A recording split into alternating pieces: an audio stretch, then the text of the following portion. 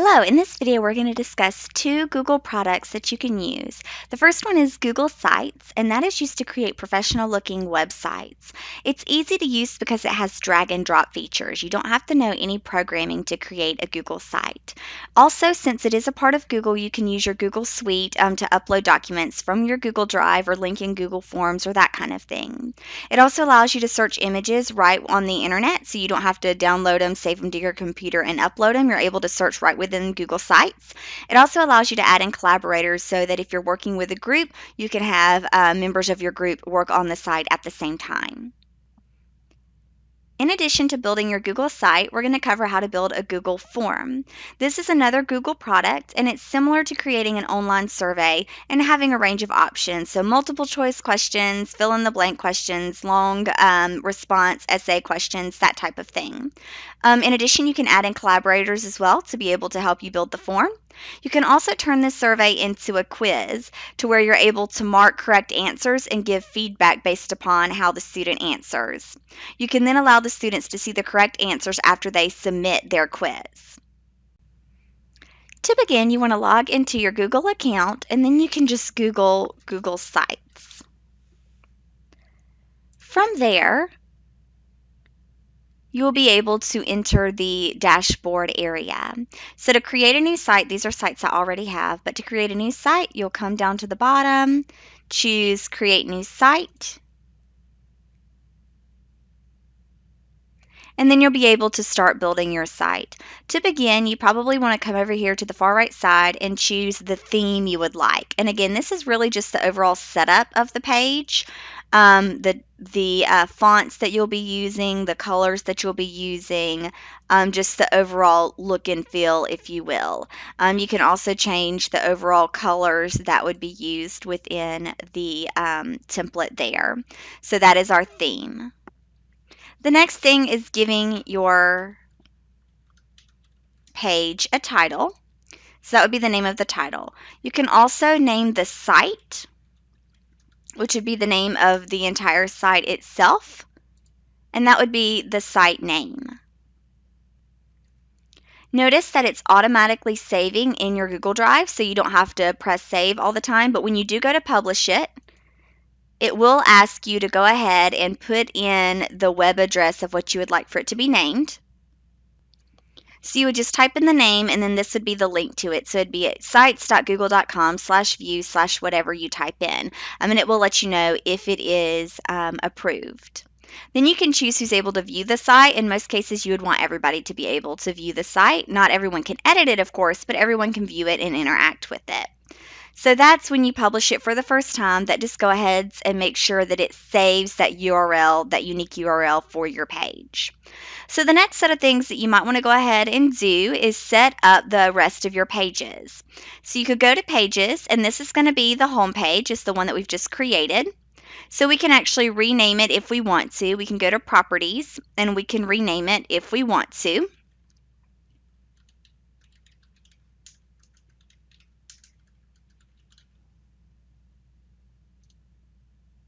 Then we might go ahead and add in some more pages. So we would just choose Pages. Then we could come down and we could add a sub-page if we wanted to, which would be a sub-page of the introduction page. Or you could duplicate this page. It would copy everything on this page that was there and then add it into a sub-page for you, so you could just do minimal editing if you wanted. If you want to add a brand new page, though, that is not a sub-page, you just choose this at the bottom and then you give it a name. So in this case, I have Introduction is the home page. That's what's got the home icon beside it. We have Task, Evaluation, and Conclusion are their own pages. Now, as a subpage off a task, I have a subpage for Anna, Braden, and Callie. So that lets me know that these pages are going to be part of the task page, but they are going to have their own page to themselves. If I need to reorder something, I can simply grab it and drag it and drop it as need be. Notice that when you create this structure over here at the top, you'll have your introduction, your task with your subpages, and then your other pages. So it automatically adds this navigation to the top. The next thing you might want to do is go ahead and change your headers. So you can come over to the side and choose Change Image, and you could upload an image if you want, but a little bit easier is select an image, and you can just search right within Google for an image.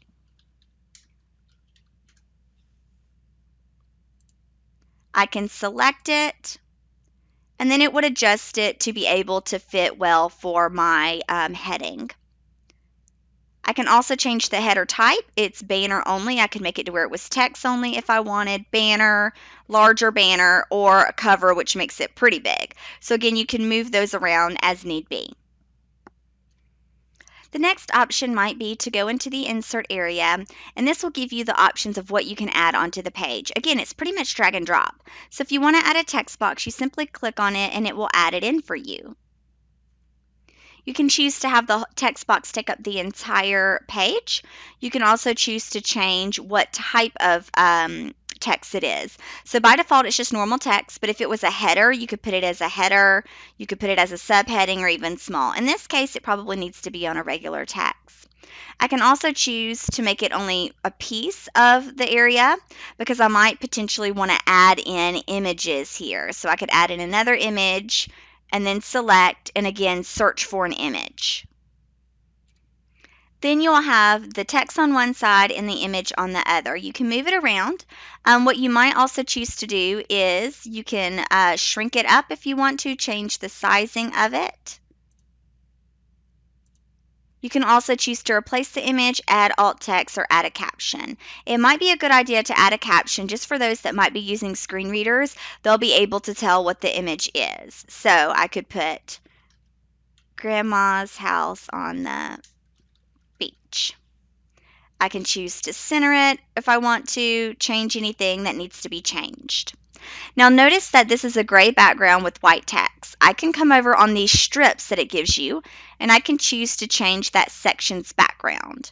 That will let me change it to gray, I could choose it to blue, or I could actually choose to put an image back there and select an image, but you have to be careful with that because sometimes that will take away the readability. Remember that as you add in a text box, you can choose the type of text. So perhaps I make this into a heading, or perhaps I can turn it into a subheading or even a title, which will give it a little bit of a different look, a different size. Again, I can shrink it up if I like, make it the whole size or not, and then I can change the background if I would like.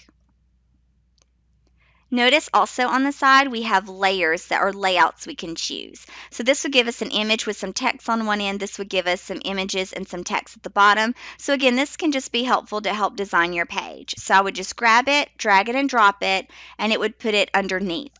Notice I can also move these sections around. So if this needed to be at the top, I could move it and it would be moved around. So you can move around each section of your page as needed. You can also add links into your website. So you would go out and find the link that you would like to use and copy that link. Then you would type the text that you would like to highlight it with. We would just highlight that text, choose the link icon, and then drop in the link. So now when the student clicks on this link, they will be taken to that particular link. So when we publish it, we can go on ahead and test it out. We will be able to view the published page, and we'll be able to come out, click on City of Savannah, and it would open up to that linked page.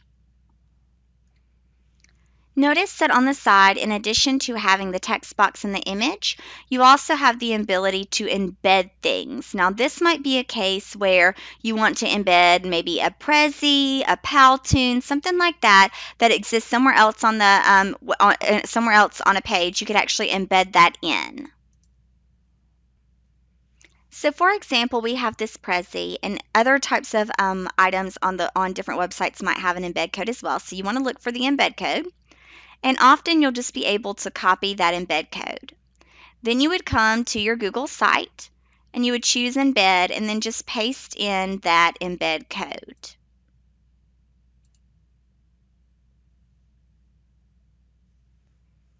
Once you paste in that embed code, you should be able to insert it, and it will actually be like the presentation is embedded within the website itself. So when you publish it and view it, it will allow you to literally click through it as if you are on the website. So while you could have just linked it and let it open up in a new link and view it there, the embedding allows you to stay right within the website as you view the product. So again, if it's something that you want to embed, such as a presentation, an online source, a video, that kind of thing, just make sure to look for the embed code on that site. Another way to embed a site is simply to go to that site and copy the URL, and then come to embed, and instead of using the embed code, just do the embed by URL. Then you can insert that in, and you actually get an option. Do you want to embed the whole page or just a preview? Now the problem with embedding the whole page is it's going to be pretty small and it might be hard to see, so you might want to just embed the preview. It will be located there. Now you can move it around. If I want it up here, I can simply drag and drop it. So when I go to publish it, let's view it as being published. You'll see it's a little bit different, and with this case, because of the nature of the presentation, you can actually click through it embedded within the site.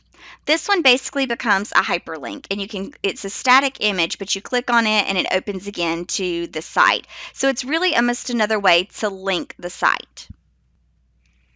In addition, you can choose to embed images or files from your Google Drive. So if you want to put maybe a PDF or a Word document or something on your site, you first want to create it and put it in your Google Drive. Another option is just to go out to your Google Drive and use the Google Docs ability or Google Slides or what have you, and just immediately build it from within there.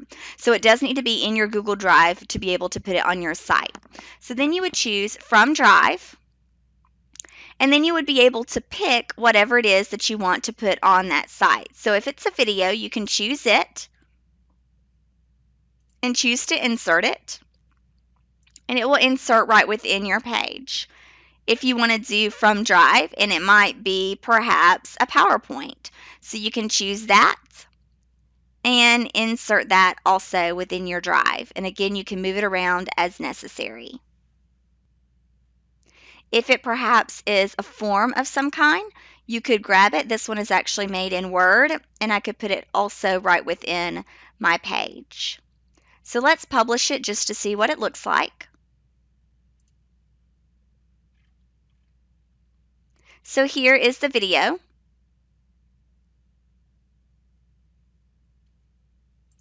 The video would play, and it's actually linked into my Google Drive. So it's playing off of my Google Drive. It's just embedded right within my site. This is the PowerPoint that I put in. Notice I can just scroll through it, looking at it like a PowerPoint. I can also choose to open it in a new window if I prefer it to have more space. So I can choose that if I like. And then the other option would be something like a Word document, which I'm able to just scroll down, it embeds it right within, or I'm able to simply open it up in a new tab to be able to view it there. If I need to delete something off my site, I simply click on it and choose the trash icon to remove it. While looking at your Google, from looking at your From Drive area here, you're able to pull any types of documents. But if you're looking for a particular type of document, you can come down and choose Docs, and it will pull any Word docs that you have uploaded into your Google Drive. You could choose Slides to pull any slides, so those would be like PowerPoint slides uploaded into your documents. Sheets would be Excel type pages. And then forms if you have any forms that you've created. In addition, there are some more things that you can embed. One you might be interested in doing is YouTube. So you're able to come, choose the YouTube link, and you're able to search right here within YouTube. So after searching, you can come and see the names of the videos, how long they are. Then you're able to choose that video. You can actually play it if you like, and then we'll select it, and it will actually be embedded into your Google site. Another option might be to add in a map. So we can choose map, and we can enter in the location.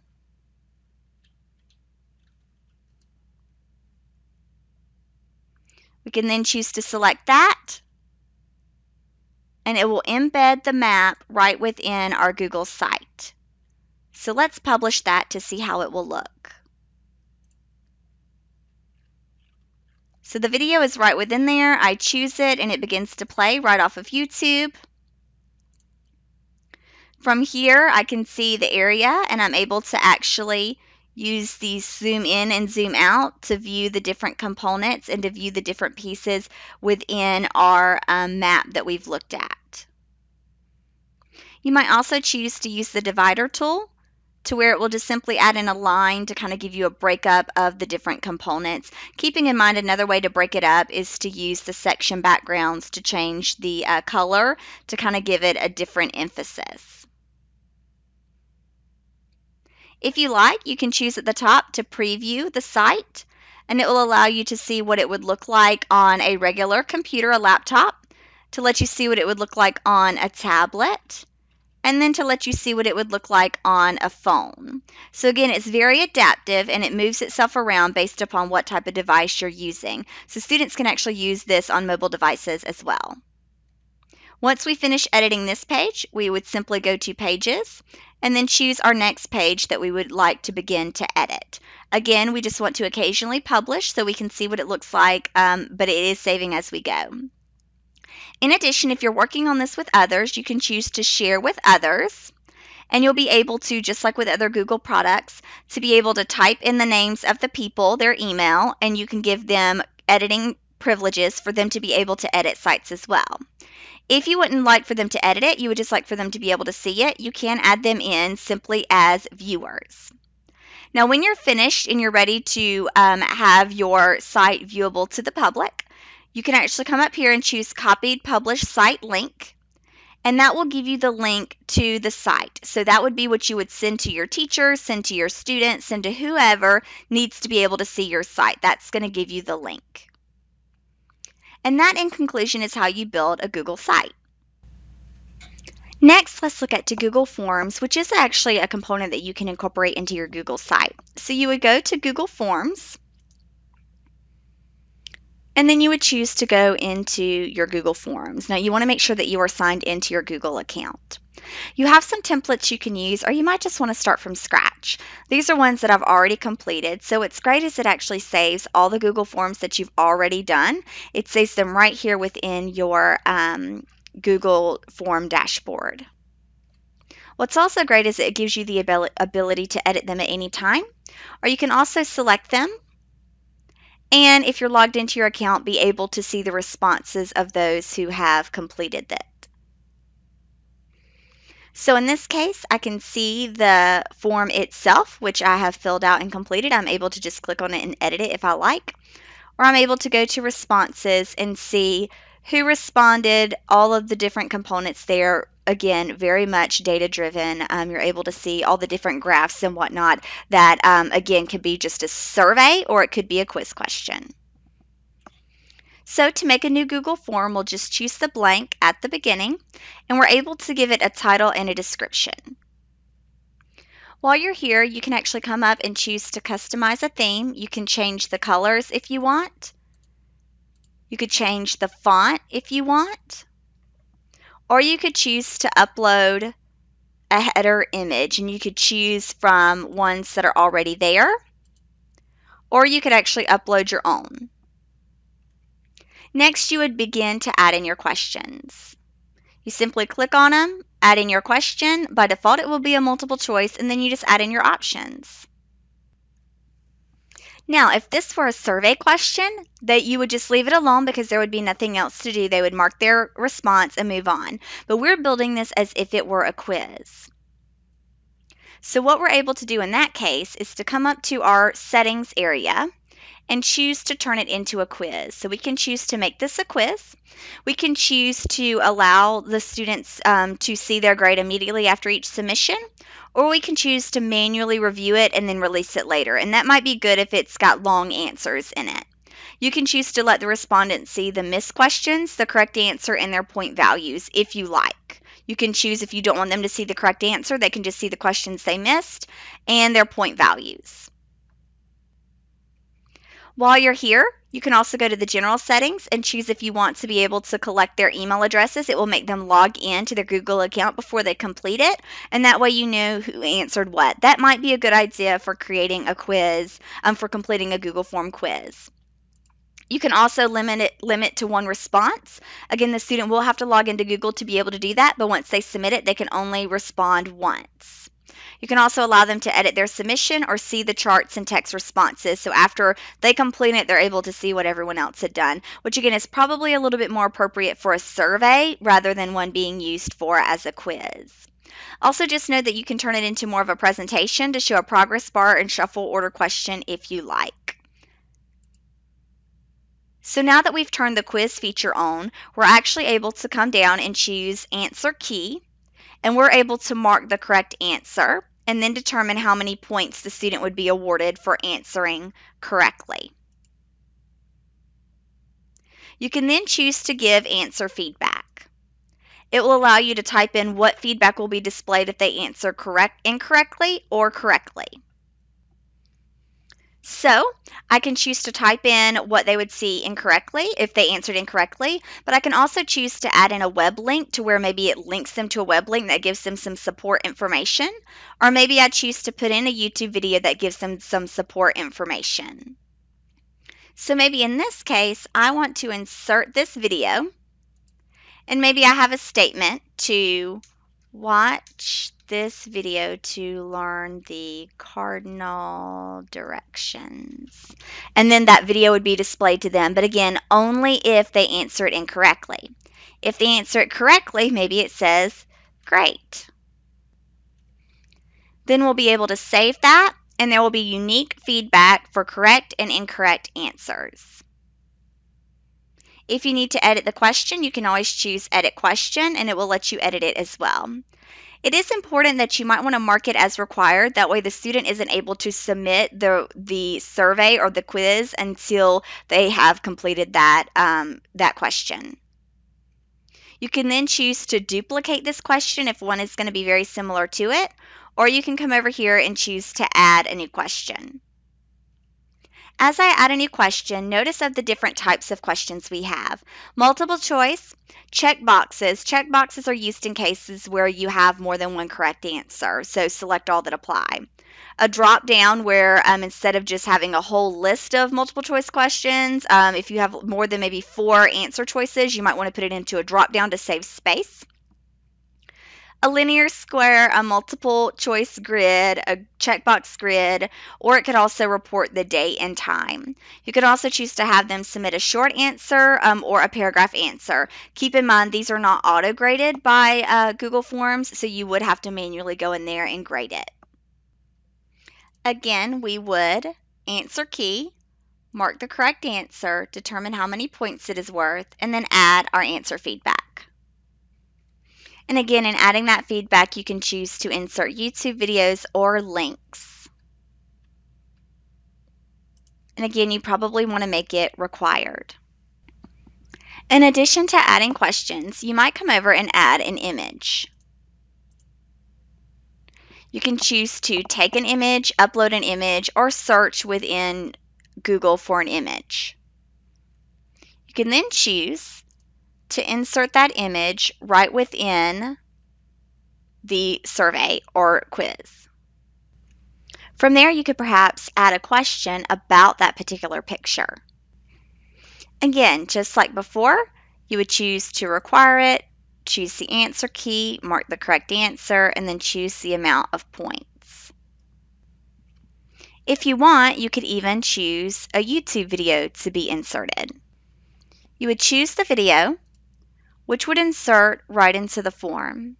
You could then add a question to have them answer after they watch the video. Again, you might want to require it.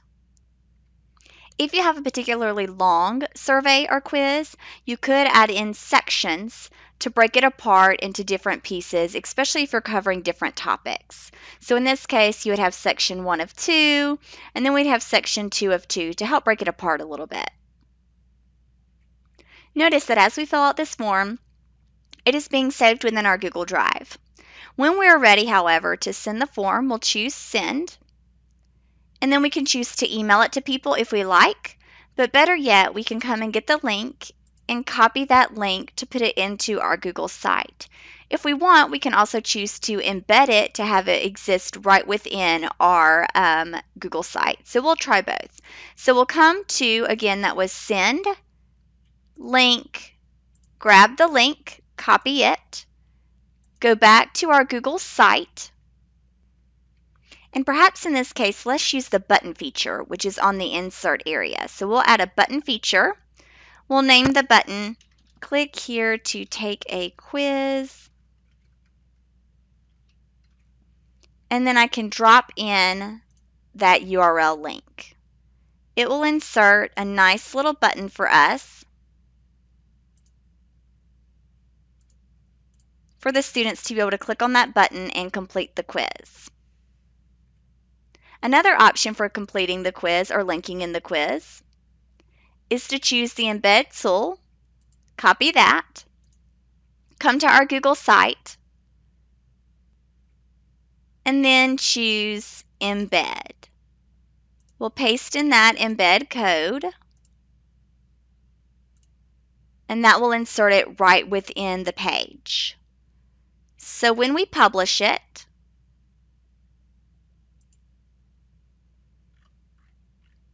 it will allow us to either click on the button if we chose to go about it that way, and it would open up our Google form, which again is really a quiz, and allow us to complete it.